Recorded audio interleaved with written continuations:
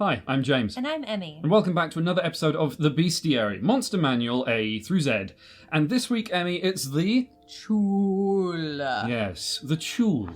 In the ancient days of the Aboleth's empire, before the rise of the gods, they had servants to do their will on land as well as beneath the waves, collecting slaves, coin, magical items, and after the fall of this empire, they continued to follow those orders to the letter. They sure did. Without any further input, they will continue to guard any area that the Aboleths used to own. So if you find yourself in some weird, creepy, otherworldly ruins, keep an eye out for these skit-scattering around. I mean, you look at this guy's face in the art, and that just, to me, screams, I'm just following orders. I mean, he's got those beady little eyes. He really reminds me, with all the legs and with the lore of this, of the Dwemer ruins. Oh, in yeah. Skyrim and in the Elder Scrolls games, where they're constructs, they're following orders, and I hear that sound when I see all these legs. That clickety-clack. Yeah.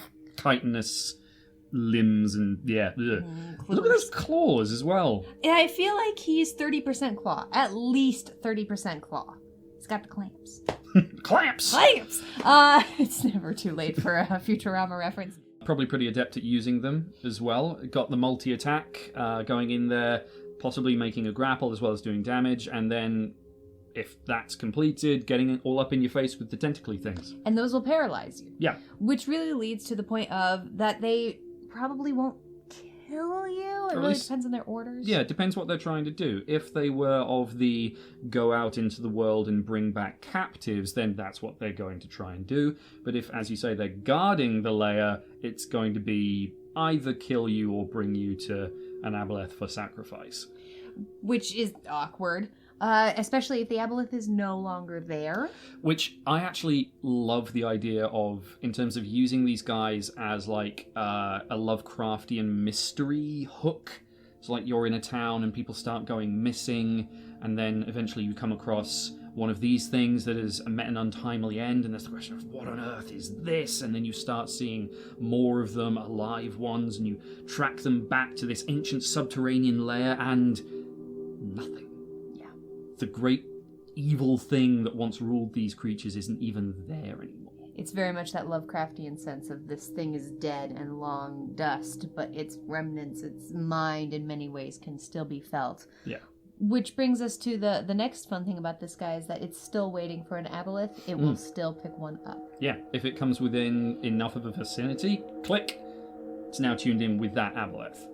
Which is terrifying. So, for me, I'm imagining if the Aboleth is your big bad, you might start seeing these guys, a few here and there in some ruins, and they're mindless, they're walking around in a giant circle. But then the closer you get to this, the more alert they are, the more awake they are, the more detailed their orders are. It's that building sense of dread and atmosphere that these guys can really lend to the campaign. Yeah, and you can probably never really feel fully safe from them. They're quite perceptive, and they have a sense magic feature. Yeah. So you're rocking up into your dungeon being like, yeah, we're gonna complete the quest and kill the thing, and I've got my +1 warhammer and my ring of doodads.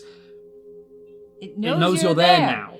It's specifically designed to hunt down people who would be good for the Aboleth, and adventurers would be good Perfect for candidates. the Aboleth. Slaves plus magic things. So it's looking for you. This guy's a challenge rating, what is it, 4? Yeah. But there are probably lots and lots and lots of them, especially the closer you would get to a goal. Yeah. So it's horrifying. It's an adventurer hunter.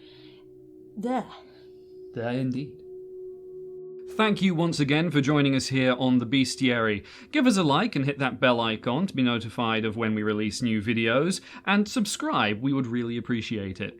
How do you think these guys would taste in a lobster roll? Let us know in the comments, and if you'd like to see more of our stuff, you can see more videos here. Join us next week when we look at The Cloaker,